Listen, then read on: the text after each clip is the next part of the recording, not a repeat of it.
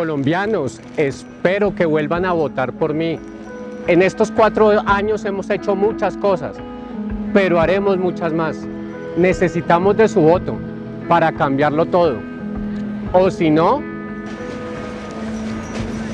me toca desempacar y sacar mis cositas. El bullying. Política fuera de contexto, en contexto. El bullying es un programa en vivo de Noticias.7, donde podrás participar con tus preguntas e inquietudes. Muy buenas tardes. El nuevo capítulo de El Bullying, un programa que realiza la red de medios Altermedia del canal Vía 3 TV. Hoy con la compañía en cabina aquí con don compañero Carlos Acero de Vientos Estéreo. Agradecemos a todas las personas que nos ven a través de las redes sociales también, con un invitado pues que ya nos acompañó en un momento anterior cuando era candidato. Hoy es un representante a la Cámara por Bogotá. Bienvenido, Gabriel Becerra, a el programa del Bullying, capítulo 32.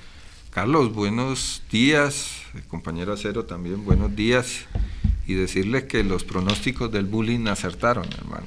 Tenían ustedes el pulso político en la perspectiva correcta y hemos dado una sorpresa. Somos la primera fuerza política de Bogotá como pacto histórico y es un honor estar allí en representación de la Unión Patriótica.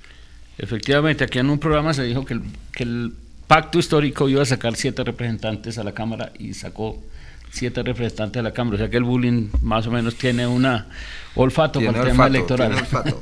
Bienvenido, Carlos Acero, muy buenas tardes.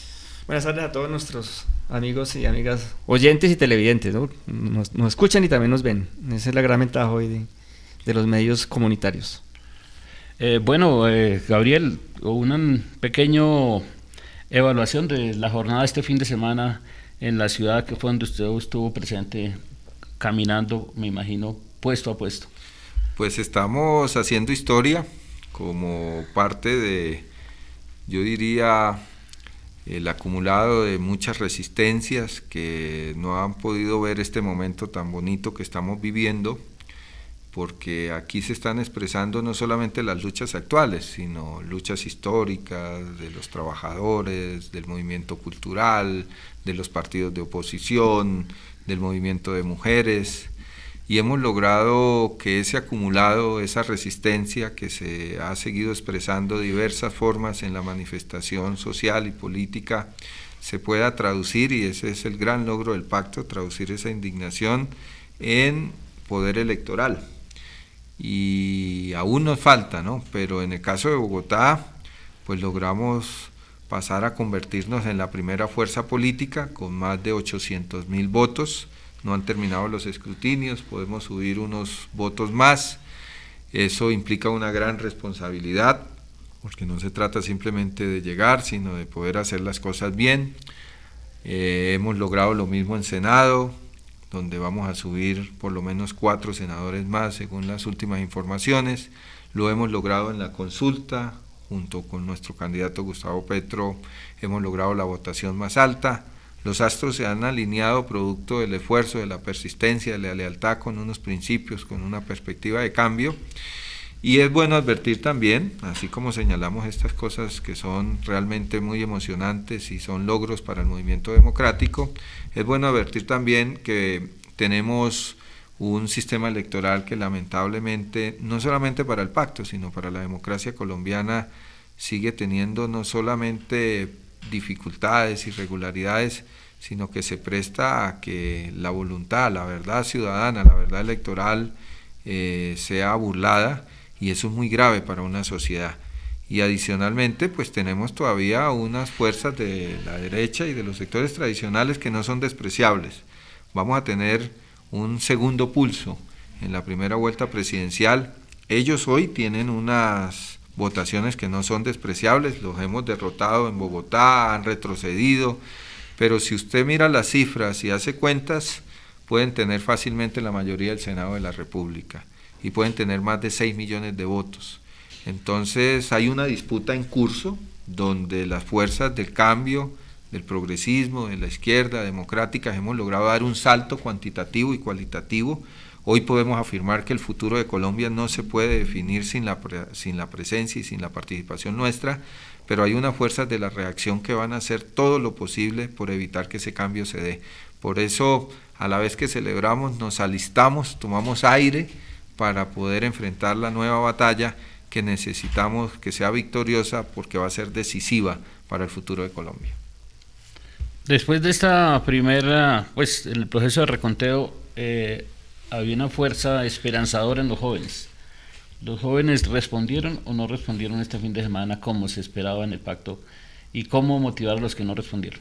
Yo creo que respondieron, pero todavía existe un porcentaje significativo de jóvenes que sigue teniendo un escepticismo muy grande con la política, que no es solamente de los jóvenes, es también de la sociedad en general. Es una crisis de la democracia liberal, representativa, porque la gente siente que todo cambia y nada cambia, un gatopardismo político que en parte explica la decisión de la gente por quedarse en sus casas, por no salir, por terminar diciendo cosas como que todos son iguales, cuando en la vida concreta se puede demostrar que no es así. Y ahí hay no solamente un problema de cultura política, ahí hay un problema también de parte nuestra, de las opciones alternativas, porque algunas veces se le ha cumplido a la gente. Yo creo que parte de la votación nuestra en Bogotá es porque en una franja de la población hay un desconcierto, un descontento con la administración de Bogotá, con Claudia. No lo digo con alegría, porque uno no aspira a que a los mandatarios les vaya mal porque les va mal a la gente, pero lamentablemente mucho del electorado nuestro es un electorado desencantado, digamos, con esas opciones que dicen que representan el cambio y no lo son.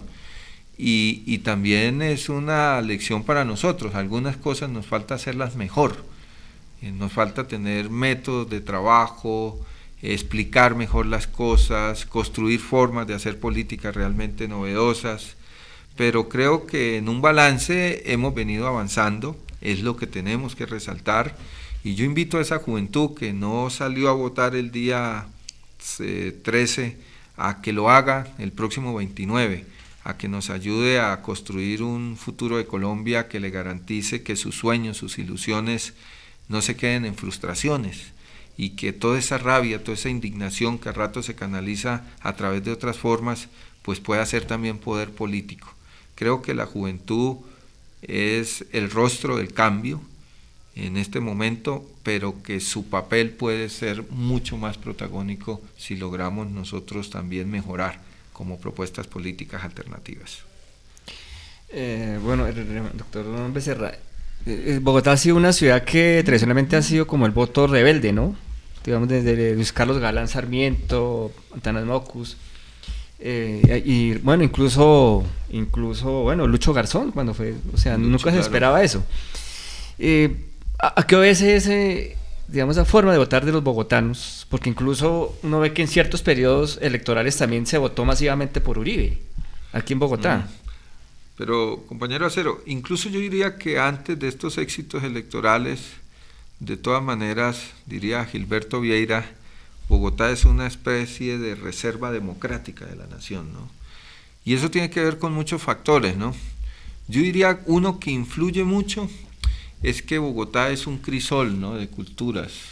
Aquí las ideas que tienen que ver con el desconocimiento de la diversidad son difíciles que tengan suelo firme, en la medida en que una buena parte de los capitalinos somos la expresión de la diversidad de la nación, ¿no? Yo les explicaba en el programa pasado que yo soy pues bogotano por adopción, pero de origen norte santanderiano, y si usted mira, pues casi todos tal vez tenemos esas raíces en una generación inmediata o mucho más atrás. Eso nos permite ir construyendo un diálogo que en últimas refuerza culturalmente una diversidad. Creo que hay una oportunidad también de acceso a la educación, a la cultura, al teatro, a la poesía, a esos escenarios que tienen un valor muy significativo en la formación ciudadana. Y tres, que la política tradicional, por la magnitud de la ciudad, no puede controlar al ciudadano. O sea, las redes clientelares que existen, porque existen en Bogotá, no pueden hacer lo que hacen en Titiribí o lo que hacen en un municipio de Córdoba, que es prácticamente tener el chantaje y el sometimiento directo sobre el ciudadano. En Bogotá eso es prácticamente muy difícil de generalizarlo. Entonces se ha construido una mentalidad, digamos, liberal en general. El ciudadano de Bogotá es un ciudadano mucho más tolerante, con agendas liberales, digo, que tienen que ver con el respeto y el reconocimiento de la diversidad sexual. Por ejemplo, muy difícil que en Antioquia se pueda elegir una alcaldesa como Claudia con su identidad sexual públicamente reconocida, muy difícil que en otras regiones hombres como Lucho, provenientes de la militancia política abierta, o como Gustavo, puedan ser alcaldes. Entonces yo creo que lo que tenemos que hacer es que esa realidad que se ha venido culturalmente construyendo en la ciudad se pueda ir expandiendo, ¿no?, hacia el territorio nacional, y ir modernizando la mentalidad de la nación colombiana. Y modernizarla es ir permitiendo la democracia, la pluralidad. Y yo creo que ahí hay en parte algunas de las explicaciones, Carlos, de lo que significa que en Bogotá el ciudadano actúe con un nivel de independencia muy grande, incluso hacia nosotros, ¿no?, hacia la izquierda. Hay momentos que nos ha respaldado y hay momentos en que nos ha rechazado, porque aquí la gente no come simplemente de propaganda y de cuento, ¿no? La gente en la calle le para a uno, le pregunta, le dice, bueno, ¿y qué propones? Y no estoy de acuerdo con esto, que fue tal vez una virtud de nuestra campaña. Yo creo que hay que fortalecer con todos los medios progresivamente esa cultura independiente, progresista de la ciudadanía de Bogotá, cumpliéndole a la gente con un buen gobierno y con unas buenas políticas públicas. Necesitamos que esa reserva democrática que es Bogotá, por ejemplo, se expresó en las votaciones hacia el acuerdo de paz, pues se pueda expandir a toda la nación colombiana. Bueno, ya después de una realidad de la conformación de Senado y Cámara, ¿qué va a pasar con la política de alianzas de lo que viene, de las presidenciales? ¿Con quién sí, con quién no, con quién hay acercamientos, con quién se puede y con quién definitivamente no se va a poder? Esa pregunta es muy importante. Yo creo que nosotros tenemos que afirmar una lógica donde haya mucha firmeza en los principios y mucha flexibilidad en la táctica. O sea, nosotros estamos por cambiar a Colombia, nosotros no estamos simplemente por ganar el gobierno o por llegar al Congreso. No se trata de ser una expresión más del gatopardismo político del país y del mundo. Por lo tanto, debemos afianzar mucho ese programa de cambio, pero hacerlo no puede ser contrario a construir unos pactos con la nación, como ha dicho Gustavo. Hoy lo que nosotros hemos venido planteando es la idea de una política de frente amplio. Es una idea que desde la Unión Patriótica compartimos con Gustavo, que la manifestó en la intervención que hizo el domingo después de los resultados, y que implica que este acumulado que hemos construido como pacto, que reúne 6 partidos políticos, que reúne movimientos sociales, personalidades, gente de la cultura, etcétera, etcétera, tiene que ser capaz de ampliarse mucho más para poder convertirse en una nueva mayoría política en la nación, para poder traducirse en una nueva correlación de fuerzas que nos permita construir una nueva hegemonía en la sociedad colombiana. Eso inmediatamente se va a traducir en política de alianzas para la primera vuelta, que puede ser en el marco de la candidatura vicepresidencial. Nosotros consideramos que lo logrado por Francia Márquez, que simboliza la resistencia, la lucha femenina, la lucha afro, debe ser altamente considerado en esta definición. Por eso la decisión de la vicepresidencia es una decisión que hay que tomar con Francia, con Gustavo, con los precandidatos, con los partidos. Tiene que ser una decisión que valore, sopese los pros y los contras de una u otra opción, sin descartar ninguna. Yo creo que en primera línea está, como lo decía Lirio, una opción muy válida como la de Francia, pero al menos nosotros consideramos que también hay que escuchar el diálogo que ha hecho Gustavo Petro con otras fuerzas y sopesar cuál es la mejor decisión y que eso se traduzca no solamente en la vicepresidencia, sino que se traduzca en toda la política que vamos a desarrollar de aquí en adelante. Nosotros aspiramos que el liderazgo del pacto y del gobierno esté en los sectores de izquierda y progresista, no lo ocultamos, pero creo que va a ser importante abrir las puertas al liberalismo popular, abrir las puertas a sectores incluso que se están desmoronando de la política tradicional, con una característica, que somos nosotros los que estamos liderando como pacto histórico este proceso de cambio, y que quien llegue al pacto histórico es sobre la base de respetar y acoger ese proyecto de cambio programático en el marco del respeto y en el marco de la construcción de una nueva forma y de una nueva cultura política. Entonces, sin política de amplitud no hay victoria. Bueno, comenzamos haciendo una evaluación para nuestra audiencia de las elecciones y podemos hablar de ganadores y perdedores. En el caso de los medios masivos de comunicación, Caracol, RCN, Blue Radio, bueno, todos esos medios, ¿fueron ganadores o perdedores de estas elecciones? Yo creo que desde hace mucho tiempo esas grandes hegemonías mediáticas son perdedoras, porque la verdad ya no la pueden controlar desde el punto de vista de sus intereses. Creo que experiencias como las de ustedes con este programa, las redes de radios comunitarias, los medios escritos alternativos y las redes sociales en sí mismas han venido erosionando un control hegemónico que se tenía en la propaganda y en la comunicación, que hoy difícilmente se puede, digamos, controlar. Creo que sobre todo RCN y otros medios que se han convertido fundamentalmente en herramientas de propaganda política de los sectores de la derecha, siguen, digamos, en el escenario, pero no tienen la capacidad, por lo que hemos dicho, de controlar a la opinión pública. La opinión pública cada vez tiene más ofertas plurales de información y eso ayuda a que se vaya construyendo un juicio propio sobre muchos temas. Todavía nos falta mucho. Pienso que en un gobierno progresista debe haber un apoyo muy decidido a los medios de comunicación alternativo, a la democratización de la comunicación en últimas. Y con eso vamos a ir restándole a una política tradicional de control de la cultura, de la mente de la gente, y creo que es de las prioridades que deberíamos tener en el gobierno. Bueno, este fin de semana, perdón, se ha venido hablando de después de las elecciones, algún sector fraude, otro sector como el registrador dice pequeños errores. ¿Hubo errores o que considera que aquí se estaba fraguando un fraude en este proceso electoral? Yo creo que no hay duda de que este sistema electoral es un sistema funcional al fraude, ¿no?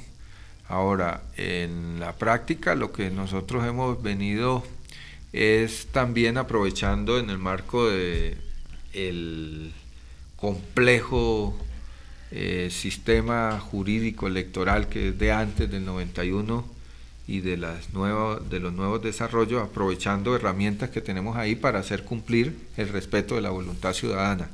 Hubo desde antes muchas irregularidades. Estamos hablando de problemas en la inscripción de cédulas, estamos hablando problemas en la creación y adecuación de puestos, estamos hablando de problemas en la información, en la falta de pedagogía. El día de las elecciones, como ustedes vieron, se cayó la página de la registraduría, algo que realmente es sorprendente. Adicionalmente, los problemas que se advirtieron a propósito, en el caso nuestro, del pacto histórico del formulario E14, el problema que hubo con los jurados, la existencia todavía de falta de control en los temas de financiación, en el acceso a los medios, que en su conjunto muestran un sistema electoral con muchas debilidades, ¿no? Nosotros hoy lo que estamos diciendo es las irregularidades que son protuberantes, que hemos identificado, sobre todo estas elecciones van a tener algo que va a ser historia también, que es totalmente atípico, y es que un partido y una opción política recupere cerca de 500.000 votos en el proceso de escrutinio, porque la diferencia entre el preconteo y el escrutinio va a mostrar eso. Entonces, aquí lo que hay que hacer es una reforma política electoral de carácter urgente, y hay que evitar que las inconsistencias, los errores y los elementos de fraude que también existen vayan desapareciendo del sistema electoral colombiano, porque si el sistema electoral colombiano sigue teniendo las características actuales, lo que está es alimentando un problema muy grave, ¿no? Que es la quiebra de la democracia colombiana, y por lo tanto el riesgo de la violencia política en Colombia. Bueno, yo creo que otro de los temas que es, digamos, importante para contarle a nuestra audiencia es, bueno, ¿qué van a hacer? Porque ya van a estar 9 congresistas por Bogotá. 7. 7, perdón. 7 por Bogotá, eso es histórico. Claro. De por sí. Bueno, ¿qué van a hacer exactamente por la ciudad? ¿Qué están pensando en proponer para el mejoramiento de la calidad de vida de los bogotanos, que es lo que nos están viendo en estos momentos? Creo que hay que empezar a trabajar en el desarrollo del programa, de los pactos que hemos construido colectivamente para Bogotá. Va a depender el desarrollo de esos pactos y su cumplimiento de muchos factores. Uno esencial, ¿qué pasa en las presidenciales? Porque una cosa va a ser bancada de gobierno, y otra cosa es ser bancada de oposición. Si somos bancada de gobierno, pues vamos a poder tener la posibilidad de traducir con mayor facilidad a política pública las propuestas que tenemos, que en rasgos generales yo quisiera resumirlas en los siguientes ejes, ¿no? En primer lugar, nosotros estamos planteando un pacto en la lucha contra el hambre y contra la pobreza. Eso significa poder, en lo que pudiésemos llamar un plan de choque, aprobar la renta básica para 7.8 millones de familias, que implica atender una de las problemáticas elementales de todo ser humano, como es el acceso a la alimentación para alrededor de 30 millones de colombianos y de colombianas. Es un proyecto que ya está, que se ha elaborado, que se ha consensuado, que se ha mostrado fiscalmente responsable, se puede hacer, se necesita voluntad política. Adicionalmente, nosotros queremos insistir en un pacto por el trabajo digno. Realmente la juventud sobre todo, pero también los adultos, la tercera edad, los mayores, sufren mucho en un mercado laboral que está dominado por toda esta lógica neoliberal de los contratos basura. Yo tengo amigos con doctorado, con maestrías, que viven mendigando que por favor les acaben esas OPS, porque duran 3 meses trabajando, los hacen trabajar otros 2 meses gratis, después les hacen otro contrato por 3 meses. Es realmente una cosa desesperante, porque ese profesional no puede planear un crédito, no puede tener derecho a una vivienda, siendo un profesional. Ahora imagínense ustedes en niveles menores de la vida laboral. Además de eso, el mercado laboral es alrededor del 70% en algunos lugares, en Bogotá un poco menos, dominado por la informalidad. Hay una economía popular realmente que no es incorporada ni apoyada por parte del Estado. Entonces nosotros vamos a trabajar por una nueva economía y por un trabajo digno. En tercer lugar, algo que a mí me motiva mucho, porque es donde yo ingresé a la lucha social y a la lucha política, que es la lucha por la educación pública, ¿no? Ustedes han visto que Gustavo habla como de 3 pilares, ¿no? Para poder cambiar la economía necesitamos un espacio, necesitamos un crédito y necesitamos conocimiento. Y nosotros necesitamos revolucionar la educación en Colombia. Nosotros necesitamos que los hijos de los obreros puedan ser científicos también, que las hijas de las amas de casa puedan llegar a ser abogadas, puedan ser médicas, y que el derecho a la educación sea un derecho universal, que el único límite para ingresar a la educación es no tener las competencias. Entonces, en Bogotá hay alrededor de 40.000 jóvenes, sobre todo ubicados en la parte suroriental, que no tienen acceso ni a la educación ni al trabajo. Nosotros necesitamos que esos 40.000 jóvenes que terminan el bachillerato no se queden allá en las calles, siendo presa fácil de la delincuencia o de otros problemas o del trabajo informal, sino que se puedan formar y puedan ascender socialmente. Los que somos hijos de trabajadores podemos ascender socialmente si tenemos acceso a la educación. Entonces, un compromiso con la educación gratuita, pública y en la universidad. El cuarto tiene que ver con la movilidad, una movilidad decente, un sistema de metros, de un sistema de transporte multimodal, que no solamente lo resolvamos para Bogotá, para otras ciudades de Colombia. Entonces, ¿sería qué? ¿Metro subterráneo como lo propone Petro, o seguimos con el metro elevado de la actual administración de la doctora Claudia López? Petro lo ha dicho con tranquilidad, ¿no? Ha dicho, miren, nosotros apenas lleguemos, tenemos unos estudios que se gastaron $7 mil millones, 7 millones de dólares para justificar, incluso en ingeniería de detalle, el metro subterráneo.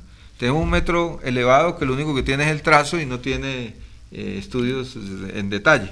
Entonces vamos a delegar en una comisión independiente que nos diga qué se puede hacer, y no vamos a llegar, digamos, a tumbar nada porque tenemos un capricho, sino que si ese metro elevado no cuenta con los estudios técnicos necesarios y suficientes, y ya tenemos los estudios del metro subterráneo, pues tenemos que tener en cuenta eso y no seguir echando a la caneca de la basura eso, ¿no? Pero tenemos que hacer mucho con Transmilenio, tenemos que mirar la política laboral de Transmilenio, ¿no? Vemos que hay bloqueos, los trabajadores están siendo multados, usted dura 8 horas conduciendo, turnos más largos sin tener acceso a un baño. Hay muchos problemas y los padecemos los ciudadanos, nos gastamos la vida en ese sistema indigno de transporte que nos han querido vender como lo más moderno del mundo, cuando el mundo ya nos demostró que los sistemas férreos y de metro son lo mejor. El otro pacto es el pacto por la naturaleza, es poder avanzar en el fortalecimiento, en el respeto de la estructura ecológica principal, poder contribuir a la generación de energías limpias, a un nuevo modelo de economía no extractivista, que es un proyecto de proceso estratégico, y en la ciudad tenemos mucho que hacer en el campo del reciclaje, entre otras cosas. Y el último pacto es un pacto por la seguridad. Nosotros pensamos que desde la izquierda, el progresismo, no le podemos dejar esa agenda a la derecha. Aquí, si usted le pregunta a los ciudadanos, hay una preocupación realmente grande a propósito de los problemas del aumento de la delincuencia, del hurto, etcétera, etcétera, y la única solución que hay es la militarización, la policía. Nosotros pensamos que hay que ir más allá, hay que desmontar causas estructurales que generan violencia, y tenemos que atender con otra política, por ejemplo, con una reforma a la policía, un papel de la policía que genere más confianza en el ciudadano, un papel de la fiscalía que permita superar la impunidad, y en últimas, para no alargarme, decirles que nosotros tenemos un acumulado de propuestas que no son nuestras, son las que ha venido luchando el movimiento social, político, alternativo en Bogotá, que hemos demostrado en otros momentos que son posibles, y sobre la base de eso, pues, siendo gobierno, vamos a avanzar lo más rápido posible esa agenda. Y si no somos gobierno, vamos a luchar por ella, con la gente. Si la gente nos sigue respaldando en la capital de la República, yo creo que tenemos mucho que lograr en el campo de los derechos. Bueno, y acá al aire queremos hacerle nosotros también una propuesta de un nuevo pacto, el pacto por la democratización de la comunicación. Creemos que es importante que en Bogotá somos cerca de 600 medios de comunicación en el IDEPAC, inscritos en el IDEPAC, más los cientos o miles, diría yo, que no tienen inscripción en el IDEPAC y no están formalizados. Pero un aparato de estos hoy es un medio de comunicación. Sí. Y si no tenemos una estrategia también de fortalecimiento de los medios, pues vamos a quedar en las manos de los mismos. Creo que es necesario también democratizar la comunicación y fortalecer los procesos comunicativos actuales. ¿Se le mediría un pacto por la comunicación comunitaria y alternativa? Sí, ¿no? Ustedes han tenido un diálogo con nuestra lista, se han construido redes y se han construido perspectivas de compromiso, y sí, yo ratifico acá el compromiso no solamente mío, sino de la bancada con ese pacto para democratizar la comunicación, que en última es democratizar la sociedad. Sí, porque en este programa El Bullying, por ejemplo, que lo arrancamos hace más o menos 30 días antes de elecciones, hemos logrado llegar a 200.000 personas en redes sociales. Imagínate. más lo que los oyentes de las emisoras como Vientos Estéreo, Suba al Aire y todos los que nos retransmiten, más los cableoperadores que están al otro lado del televisor, que también es un buen número. O sea, se tiene una incidencia, pero a veces nos dicen es que para que contratemos con ustedes tienen que traernos un estudio de cuántas personas llegan, a cuántas edades, cuál es su objetivo. Pues realmente los medios estamos en desigualdad de condiciones frente a los grandes medios en el tema de Eso es como de acceder a lo público y a los grandes Como cuando uno apoyos. sale de la universidad y le piden experiencia. Sí, más o menos. Exacto, sí. No, y que es muy costoso además elaborar esos estudios, ¿no? Esos sondeos que hacen los grandes medios. Que uno contrata un estudio de rating, sí. pues ahí se quiebra el día siguiente.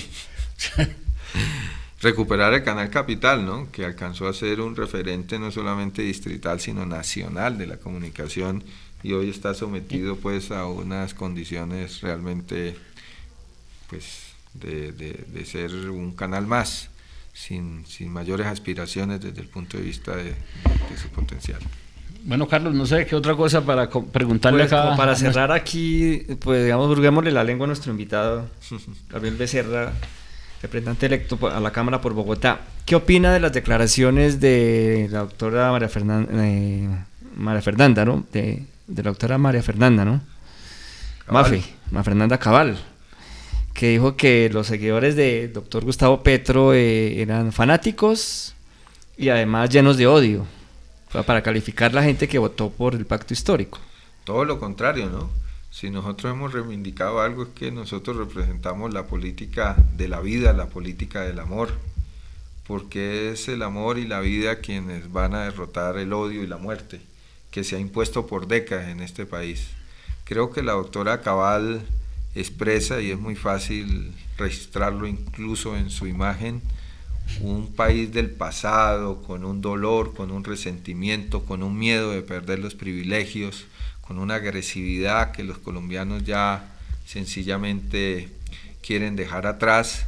Y lo que está haciendo la doctora Cabal es fundamentalmente tratando de exacerbar algo que en otro tiempo les dio resultado, ¿no? Y es el miedo. Y lo que estamos viendo es que la gente ya está realmente curada contra eso, ¿no? Le han ofrecido durante por lo menos 4 periodos a la gente que no nos acompañen en el cambio, porque supuestamente nosotros representamos la tragedia nacional y nos han llevado a las condiciones que hoy nos tienen, ¿no? Un país en guerra, con 98 masacres, un país realmente con la pobreza disparada, con el hambre.